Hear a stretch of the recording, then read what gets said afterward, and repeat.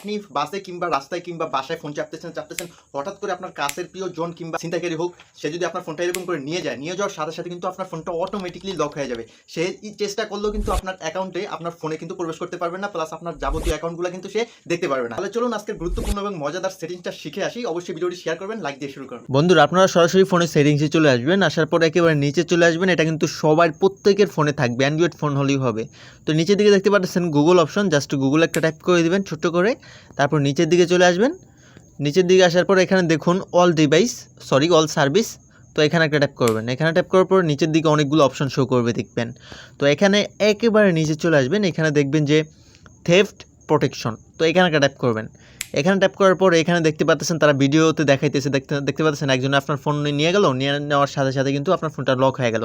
এটা যে কোনো কারো ক্ষেত্রে হইতে পারে, আপনার প্রিয়জন কিংবা আপনার ছিনতাইকারী হইতে পারে।